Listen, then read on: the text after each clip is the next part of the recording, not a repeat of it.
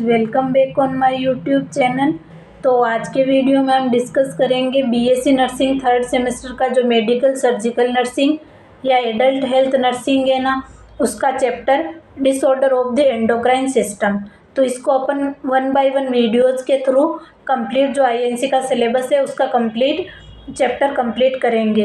तो सबसे पहले आज के वीडियो में हम इसके जनरल इंट्रोडक्शन देख लेते हैं कि एंडोक्राइन सिस्टम क्या है, इस एंडोक्राइन सिस्टम क्या है और इसमें अपन को कौन कौन से डिसऑर्डर पढ़ने हैं। तो उनके बारे में जनरल इंट्रोडक्शन देखेंगे आज के वीडियो में, और नेक्स्ट वीडियोज में अपन एक एक डिजीज को लेकर के कंप्लीट डिजीज को कंप्लीट करेंगे। तो सबसे पहले इसके इंट्रोडक्शन को देख लेते हैं अपन आज के वीडियो में।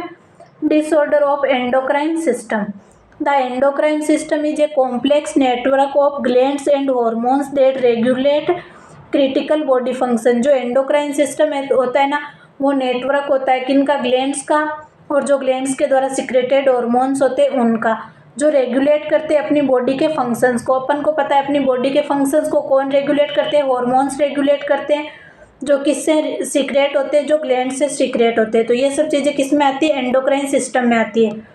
When this system is disturbed, जब ये एंडोक्राइन सिस्टम डिस्टर्ब्ड होता है, ए range of disorders can arise. तो बहुत सारे डिसऑर्डर जो होते हैं वो एराइज हो जाते हैं क्योंकि हार्मोनल इम्बेलेंस हो जाता है। हार्मोनल बैलेंस किसके थ्रू होता है, एंडोक्राइन सिस्टम के थ्रू होता है। लेकिन जब एंडोक्राइन सिस्टम डिस्टर्ब्ड हो जाता है तो ग्लैंड्स के द्वारा जो सिक्रेटेड हार्मोन्स होते हैं वो भी डिस्टर्ब्ड हो जाते हैं, जिसकी वजह से ए range of disorders can arise each with unique symptom and impact on overall health. जो जितने भी डिसऑर्डर होते हैं उनके ईच यूनिक सिम्टम, हर डिसऑर्डर के यूनिक सिम्टम होते हैं। जैसे डायबिटीज मेलाइटस के सिम्टम अलग होंगे, एक्रोमेगेली के सिम्टम अलग होंगे, तो सबके अलग अलग सिम्टम होते हैं, लेकिन इम्पैक्ट ऑन ओवरऑल हेल्थ, लेकिन वो जो क्या करते हैं, ओवरऑल हेल्थ के ऊपर इम्पैक्ट डालते हैं। लाइक अगर डायबिटीज मेलाइटस हुआ है तो उसमें जो हार्मोनल इंसुलिन का इम्बेलेंस हुआ है तो उसकी वजह से इम्पैक्ट तो ऑल ओवर बॉडी पर पड़ेगा।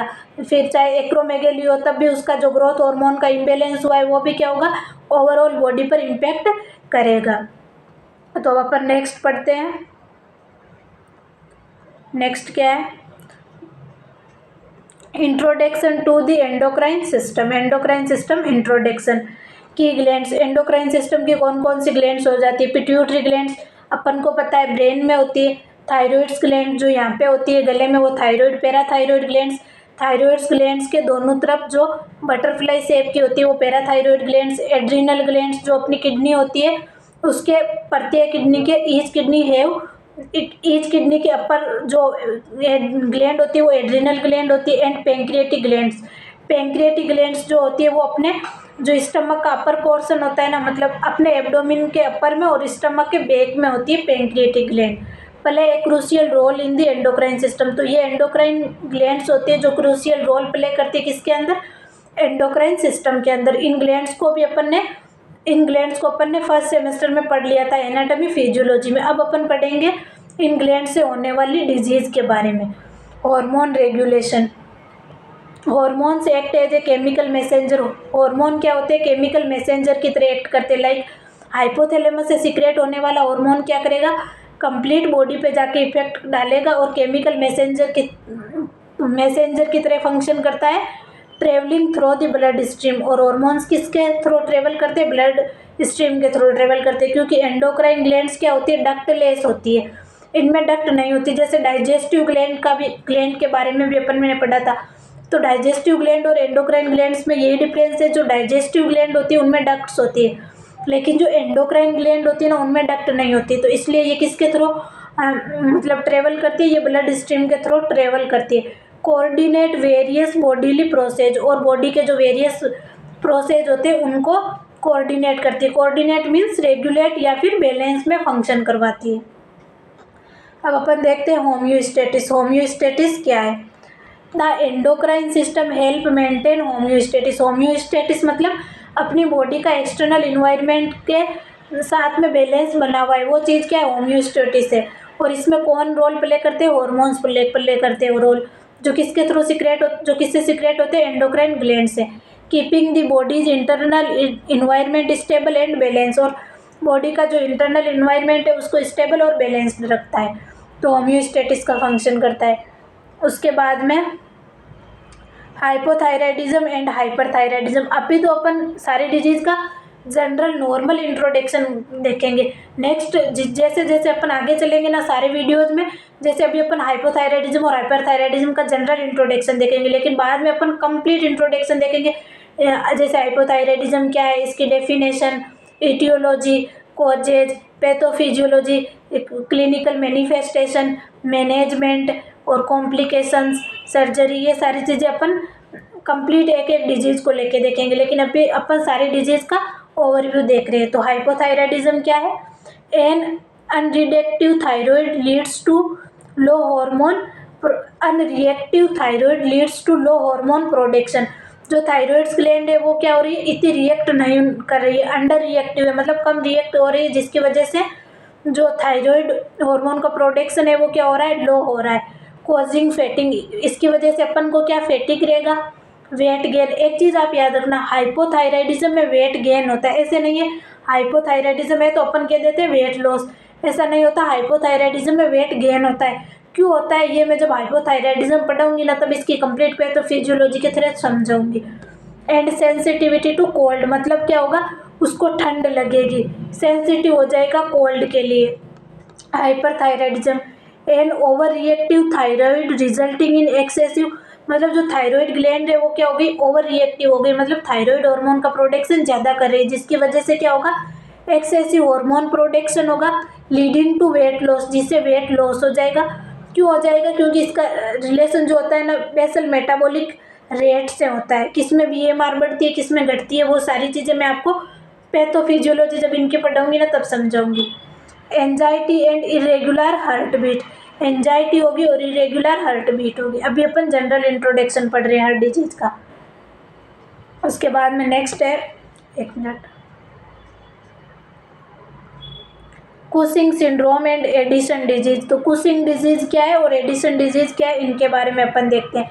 Cushing syndrome, Cushing syndrome excessive production of cortisol leading to weight gain. Cortisol कहाँ से सिक्रेटेड होता है, जो एड्रिनल ग्लैंड होती है उससे कोर्टिसोल का सिक्रेशन होता है। जब कोर्टिसोल का सिक्रेशन एक्सेसिव हो जाता है तब कौन सी डिजीज होती है, कुशिंग सिंड्रोम हो जाती है। सिंड्रोम मतलब बहुत सारे डिजीज हो रही है, मतलब बहुत सारे साइन और सिम्टम दिखते हैं तब उसको सिंड्रोम बोलते हैं। तो कुशिंग डिजीज नहीं, कुशिंग सिंड्रोम। वेट गेन हो जाता है जिसमें हाई ब्लड प्रेशर हो जाता है और मूड चेंजेज हो जाते हैं। एडिसन डिजीज, तो एडिसन डिजीज में क्या होगा, जो कोर्टिसोल हार्मोन का प्रोडक्शन है वो क्या हो जाएगा, कम हो जाएगा, जिसकी वजह से क्या हो जाएगा, कुशिंग जो मतलब एडिसन डिजीज है वो हो जाती है। इसकी वजह से फैटिक रहेगा, लो ब्लड प्रेशर रहेगा और स्किन डिस्कलरेशन हो जाएगा। अब अपन पढ़ते हैं नेक्स्ट, एडिसन डिजीज और कुशिंग डिजीज देख लिया। अब डायबिटीज मेलाइटस, तो डायबिटीज मेलाइटस के बारे में देखते हैं। डायबिटीज, एक मिनट सॉरी, टाइप 1 और टाइप 2। टाइप 1 डायबिटीज मेलाइटस कौन सी हो जाती है, इंसुलिन डिपेंडेंट डायबिटीज मेलाइटस बोल सकते हैं टाइप 1 को। टाइप 2 को इंसुलिन इंडिपेंडेंट डायबिटीज मेलाइटस बोल सकते हैं। तो टाइप 1 डायबिटीज क्या होती है, एन ऑटो इम्यून कंडीशन।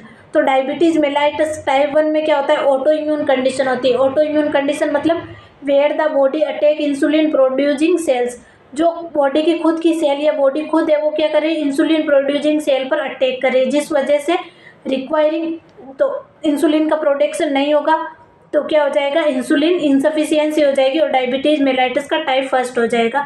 तो ये ऑटो इम्यून कंडीशन हो जाती है जिसमें बॉडी की खुद की सेल्स क्या कर रही है, इंसुलिन प्रोड्यूसिंग जो सेल्स होती है उन पे अटैक कर देती है। Requiring insulin injection for life, इसके लिए इंसुलिन इंजेक्शन की रिक्वायरमेंट होती है लाइफ में। टाइप 2 डायबिटीज में क्या होता है, कैरेक्टराइज्ड बाय इंसुलिन रेजिस्टेंस, मतलब इसमें इंसुलिन का प्रोडक्शन तो हो रहा है लेकिन सफिशिएंट अमाउंट में नहीं हो रहा है, जितना अपनी बॉडी को रिक्वायरमेंट है उससे कम हो रहा है, तब वो क्या हो जाएगा, टाइप 2 डायबिटीज मेलाइटस हो जाएगा। एंड इम्पेयर्ड इंसुलिन प्रोडक्शन, मतलब जो इंसुलिन का प्रोडक्शन हो रहा है वो इम्पेयर्ड हो रहा है, यानी कि इंसुलिन प्रोडक्शन तो हो रहा है लेकिन कम हो रहा है। ऑप्टन लिंक्ड टू लाइफस्टाइल फैक्टर्स, और ये किससे लिंक्ड होती है, क्योंकि अपन को पता है डायबिटीज मेलाइटस क्या है, लाइफस्टाइल की वजह से जो डेवलप होने वाली डिजीज होती है वो डायबिटीज मेलाइटस है। ये अपन कंप्लीट इसकी जब पैथोफिजियोलॉजी समझेंगे ना तब देखेंगे। अभी अपन इसका जनरल इंट्रोडक्शन देख लेते हैं। उसके बाद में आता है PCOS डिजीज। तो PCOS डिजीज क्या होती है? Polycystic ovarian syndrome. Polycystic, poly means बहुत सारी, सिस्टिक मीन्स जो सिस्ट होती है, सिस्ट फॉर्मेशन हो जाता है ओवेरी के अंदर, सिस्ट लाइक, ऐसे सिस्ट लाइक फॉर्मेशन हो जाता है ओवेरी के अंदर। सिंड्रोम मतलब disease. Hormonal imbalance. PCOS is marked by elevated androgen level. तो PCOS कब होगा? जब एंड्रोजन लेवल एलिवेटेड हो जाएगा, leading to irregular periods and other symptoms. तो ये इसके साइन और सिम्टम हो जाएंगे। Ovarian cyst, small fluid sacs can form on the ovaries contributing to fertility issues। तो ओवेरियन सिस्ट क्या हो जाती है? सिस्ट का फॉर्मेशन हो जाता है जिसमें क्या हो जाता है? फ्लूइड फील्ड हो जाता है। फ्लूइड फील्ड सेक लाइक स्ट्रक्चर बन जाती है। तो इसकी वजह से क्या हो जाता है? इनफर्टिलिटी इश्यू भी हो जाता है। कभी कभी आप देखना उन लोगों की रिपोर्ट जिनमें इनफर्टिलिटी के केसेज आ जाते हैं ना, उनमें पॉलीसिस्टिक ओवेरियन सिंड्रोम जरूर होता है, चाहे कोई सी भी आप रिपोर्ट देख लेना। Insulin resistance. PCOS is often accompanied by insulin resistance increasing the risk of diabetes.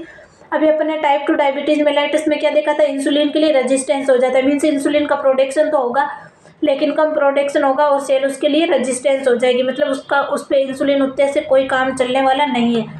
तो ये टाइप 2 डायबिटीज मेलाइटिस में होता है। तो PCOS की वजह से क्या हो जाता है? टाइप 2 डायबिटीज मेलाइटिस भी हो जाती है। उसके बाद में अपन नेक्स्ट देखते हैं एक्रोमेगेली एंड जिंजाइटिज्म। ये किससे रिलेटेड है? ये ग्रोथ हार्मोन से रिलेटेड हो जाता है। Acromegaly excessive growth hormone production in adult. Adult के अंदर, मतलब एक्रोमेगेली में तो एडल्ट के अंदर एक्सेसिव ग्रोथ हार्मोन प्रोडक्शन होता है, और जिंजाइटिज्म में किसके अंदर होता है? ग्रोथ हार्मोन का प्रोडक्शन ही एक्सेसिव होता है लेकिन चिल्ड्रन के अंदर होता है। Leading to enlarge facial features and extremities. इसकी वजह से क्या हो जाता है? इनलार्ज हो जाता है फेशियल फीचर्स एंड एक्सट्रीमिटीज, यानी कि हाथ पांव और जो फेस हो जाते हैं उनकी मसल्स या बोन्स जो होती है उनका इनलार्जमेंट ज़्यादा हो जाता है एडल्ट के अंदर। एडल्ट के अंदर होता है तब उसको एक्रोमेगेली कहते हैं। ऐसे याद रख लो, एक्रोमेगेली मीन्स ए आ रहा है तो एडल्ट हो जाएगा। जिंजाइटिज्म मतलब अति महाकायता, यानी कि जो बच्चे हैं उनमें ग्रोथ हार्मोन का प्रोडक्शन ज़्यादा होने की वजह से उनका जो शरीर है वैसे बहुत ही विशालकाय दिखाई देता है, तो उसे जिंजाइटिज्म या अति महाकायता कहते हैं। तो ये किसकी वजह से? स्केलेटल ग्रोथ जो हो जाती है वो एक्सीलरेटेड हो जाती है, यानी कि बहुत ज़्यादा स्केलेटल ग्रोथ हो जाती है चिल्ड्रंस के अंदर, उसको बोल देते हैं जिंजाइटिज्म। उसके बाद में नेक्स्ट अपन देखते हैं एक्रोमेगेली एंड जिंजाइटिज्म। पिट्यूटरी डिसऑर्डर, उसके बाद में कंक्लूजन देख लेंगे। पिट्यूटरी डिसऑर्डर, पिट्यूटरी ग्लैंड के डिसऑर्डर के बारे में देखते हैं।